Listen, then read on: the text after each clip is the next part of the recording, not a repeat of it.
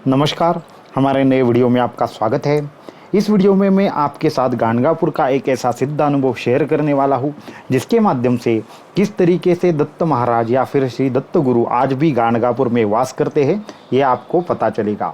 साथ में ही ये सिद्ध स्थान कैसा है, क्या है और यहाँ पे जाकर उपासना कैसी करनी चाहिए ये भी आपको मालूम पड़ेगा। तो ये सब चीज़ें अगर आप जानना चाहते हैं, आप भी गाणगापुर का महत्व समझना चाहते हैं तो इस वीडियो को एंड तक देखना ना भूलें। साथ में ही हमारे चैनल को सब्सक्राइब करें, वीडियो को लाइक करें और ज़्यादा से ज़्यादा लोगों तक इन्हें पहुँचाइए। तो अगर आप दत्त पंथ से हो या फिर आपको दत्तात्रेय पसंद है तो आपको गाणगापुर का नाम आपने ज़रूर सुना होगा या फिर आप में से बहुत सारे लोग वहाँ पर जाकर भी आए होंगे।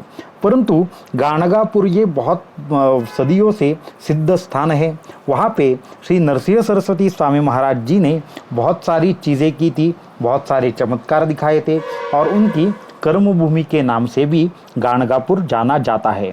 अगर गाणगापुर के बारे में मैं बताना चाहूँ तो हमारे जो गुरुचरित्र नाम का सिद्ध ग्रंथ है उसमें इस तरीके से वर्णन आता है। श्री गुरु नरसिंह सरस्वती अवतार असे त्रिमूर्ती गाणगा ग्रामी असे ख्याती जे जाती तया स्थाना तत्काळ होती मनोकामना काही न करो हो अनुमाना प्रत्यक्ष देव तेथे असे। तो इसका मतलब क्या है, खुद नरसिंह सरस्वती स्वामी महाराज जी जहाँ पे विराजमान है गुप्त रूप से, वहाँ पे भक्तों की समस्त इच्छाएं मनोकामनाएं पूर्ण होगी, इसमें कोई भी संशय नहीं है। इसके साथ में वास निरंतर गाणगा भुवनी भक्तजन तारावयासी राहु तेथे निर्धारी अम्मी अस्तो याचे ग्रामी नित्य स्नान अमृजा संगमी वसोमठी सदा प्रेमी गौप्य रूपे अवधारा। इस तरीके से जो श्री नरसिंह सरस्वती स्वामी महाराज जी थे उन्होंने कसम खाई है कि मैं हमेशा ही गाणगापुर में रहूँगा और भक्तों की मनोकामनाएं पूर्ण करूँगा। इस तरीके का उन्होंने वचन भी दिया है।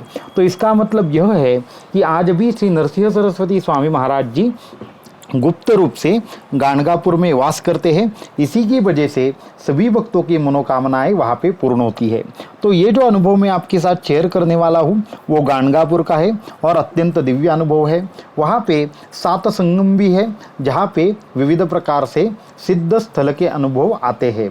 तो जो भी गाणगापुर में जाता है उनको मैं बताना चाहूँगा कि जो भी ज्योतिर्लिंग है या फिर महाशक्ति पीठ है वो सारे के सारे गाणगापुर में आज भी दिव्य रूप से मौजूद है और वहाँ पे जाने वाले भक्तों की समस्त मनोकामनाएं उससे पूर्ण हो जाती है।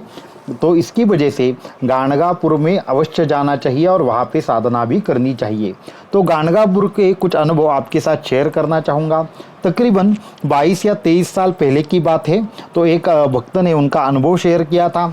तो तकरीबन 1 या 2 सालों से उनके जो पिताजी थे वो एक किसी व्याधि से ग्रस्त थे और साथ में ही उनके ऊपर कुछ काला जादू किया था और साथ में कुछ तंत्र मंत्र का उनका प्रॉब्लम भी था और उनके पितरों का भी प्रॉब्लम था। तो इसकी वजह से वो 3-4 साल से उनकी जो इकोनॉमिकल कंडीशन थी वो बहुत ख़राब चल रही थी।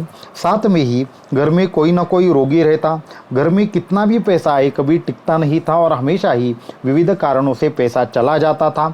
तो इन सब से वो तंग आकर उन्होंने बहुत सारे हकीम किए, मांत्रिक के पास गए, तंत्र के बारे में जो जानते थे उनके पास गए, लेकिन कोई भी रिजल्ट नहीं आया। न उनको गुरुचरित्र मालूम था, न गाणगापुर मालूम था। किसी एक इंसिडेंस की वजह से वो हमारे संपर्क में आए और उन्होंने कहा कि गुरुजी इस तरह की समस्याएं अभी क्या किया जाए। तो जब भी मैंने उनके यहाँ पे देखा तो परमहंस परिव्राजकाचार्य श्रीमद् वासुदेवानंद सरस्वती स्वामी महाराज जी को प्रार्थना की, इनको किस तरीके से मार्गदर्शन करना है ये आप हमें सूचित करें। तब जाकर मुझे ऐसा दृष्टांत हुआ कि उनको गाणगापुर में जाकर सिद्ध जो हमारा गुरुचरित्र है उसका पारायण करना चाहिए और कम से कम 3 पारायण वहाँ पे करने चाहिए। तो मैंने उनको वहाँ पे जाकर उनको 3 पारायण करने की एक सूचना दे दी और उन्होंने भी बड़ी श्रद्धा से वहाँ पे पारायण किया।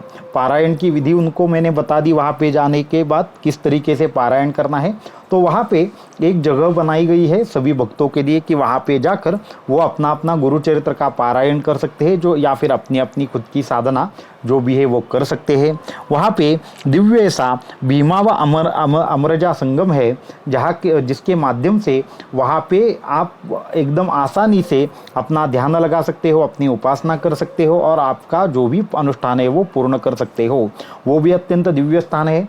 तो उनका जब पहला अनुष्ठान हुआ तो तब तक तो उनको कोई भी ऐसा अलग अनुभव नहीं आया। फिर जब उनका दूसरा अनुष्ठान 7 दिन के बाद शुरू हुआ तो उनके कंटिन्यूअसली 3 बार भगवान दत्तात्रेय उनको सपने में आना शुरू हो गया।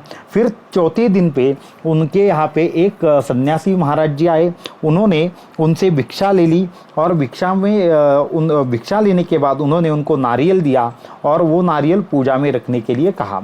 तो ये सब वो अपने पति पत्नी और पूरे फैमिली के साथ वहाँ पे थे।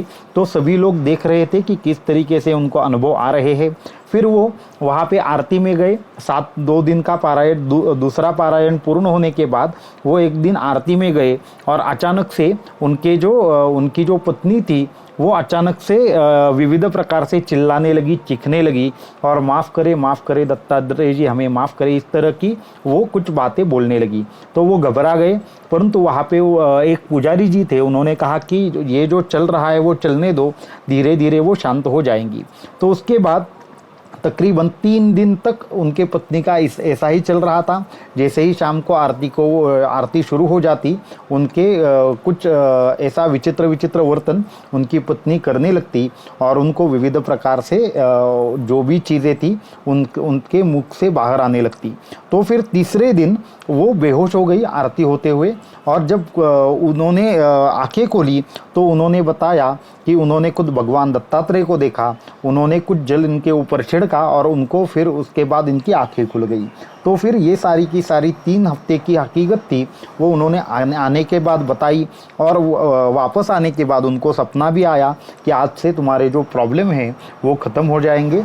इस तरीके का जो अनुभव है उनको आया और आगे चलकर उनके जो भी तंत्र मंत्र के रिलेटेड प्रॉब्लम थे, जो भी उनके ऊपर ब्लैक मैजिक किया गया था, वो सारे का सारा नष्ट हो गया और उनकी आर्थिक परिस्थिति सुधरने लगी और उनके जो पिताजी थे वो भी धीरे धीरे ठीक होने लगे और उनका भी जो रोग था वो पूर्ण तरीके से ठीक हो गया।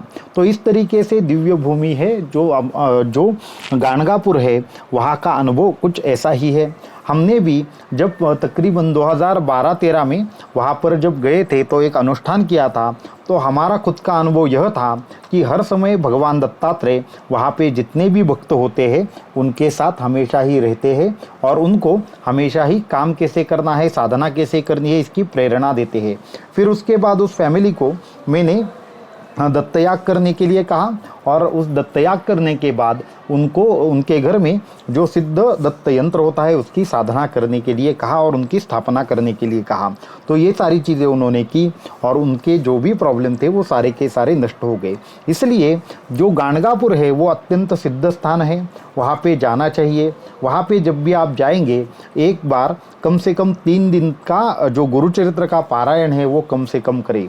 अगर आपको पारायण करने इतना समय नहीं है तो सप्तशती गुरुचरित्र सार करके एक ग्रंथ परमहंस परिव्राजकाचार्य श्रीमद् वासुदेवानंद सरस्वती स्वामी महाराज जी ने लिखा है।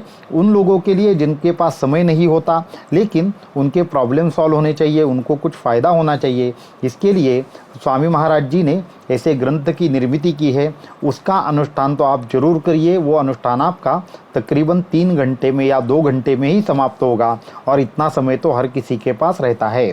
तो आपको करना यह है कि वहाँ पे जाना है और जब भी वहाँ पे जाए 7 संगमों के जब दर्शन करे तो 7 सिद्ध स्थान है वहाँ पे, तो वहाँ पे बिना चप्पल पहने आपको जाना है और आपको सबसे पहले वहाँ पे स्नान करना है और वहाँ पे संगम पे बैठकर थोड़ी साधना जरूर करनी है।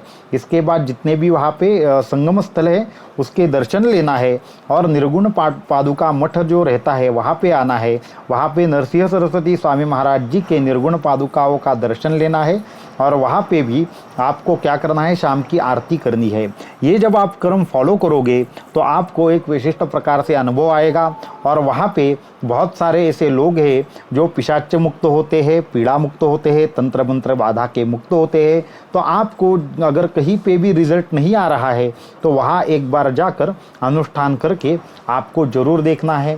अगर आप दत्त भक्त हैं या फिर आप अपने प्रॉब्लम से छुटकारा पाना चाहते हैं तो वहाँ पे एक भस्म का डोंगर करके एक स्थान है, वहाँ पे जाकर जो भस्म हम लाते हैं वो अत्यंत सिद्ध होता है। तो अगर जो भी लोग वहाँ पे जाने का प्लान कर रहे हैं उनको वो भस्म जरूर लेकर आना है। आने वाले कुछ हफ्तों में या कुछ महीने के अंदर हमारा भी वहाँ पे जाना होने वाला है। तो फिर जब भी वहाँ पे जाएंगे आपके लिए वहाँ का कैसी स्थिति है, क्या स्थिति है, ये आपके साथ शेयर करने का हम प्रयास जरूर करेंगे। वहाँ पर जाने के बाद जो भी अनुष्ठान होगा, जो भी चीज़ें होगी आपके साथ भी शेयर की जाएगी। तो आपको अगर सिद्ध गाणगापुर के बारे में और चीज़ें जाननी है तो हमारे चैनल के साथ बने रहिए, क्योंकि इस विषय के ऊपर और भी बहुत सारी जो चीज़ें हैं वो आने वाली है। और एक छोटा सा मैं आपके साथ अनुभव शेयर करने वाला हूँ कि एक हमारे जो साधक थे वो वहाँ पे जाकर रह रहे थे। तो तकरीबन वो 1 महीना वहाँ पे सेवा में थे और वो वहाँ पे क्या करते थे, वहाँ पे वो गुरुचरित्र का पारायण करते थे और बाकी के समय में लोगों का मार्गदर्शन करते थे, उनका गाइडेंस करते थे। ऐसी उनकी दत्त भक्तों की सेवा चल रही थी। तो एक दिन उन्होंने उनका अनुभव बताया कि उन्होंने एक सुबह 6 बजे वहाँ पे ध्यान के लिए बैठे और वो तकरीबन 2 या 3 घंटे उनका ध्यान चला। उसके बाद उनका जो दिन भर का कार्यक्रम था वो चला। शाम को आरती हुई, आरती के बाद वो वापस से एक जगह पे बैठकर ध्यान कर रहे थे। तो उन्होंने तकरीबन 5 से 6 पिशाचों को देखा। जो पिशाच थे वो एक जगह बंधे पड़े थे और भगवान दत्तात्रेय ने आकर उनको वहाँ पे जाने के लिए कहा। और वहाँ पे जो अमरजा संगम था, उस अमरजा संगम पर जाने के बाद वो पिशाच अचानक से अदृश्य हो गए। तो ऐसा दिव्य अनुभव वहाँ पे जाने वाले सभी भक्तों को आता है। वहाँ पे जाने वाले सभी भक्तों को ये भी अनुभव आता है कि किसी न किसी माध्यम से दत्तात्रेय आपके संपर्क में होते हैं, आपकी परीक्षा लेते हैं और आपको पूरा का पूरा फल देते हैं। परमहंस परिव्राजकाचार्य श्रीमद् वासुदेवानंद सरस्वती स्वामी महाराज जी ने भी कहा है, जहाँ पे खुद नरसिंह सरस्वती स्वामी महाराज जी का आशीर्वाद हो, जहाँ पे नरसिंह सरस्वती स्वामी महाराज जी ने खुद वहाँ पे रहने का निर्णय लिया हो, तो उस स्थान की महिमा जितनी भी कही जाए उतनी कम है।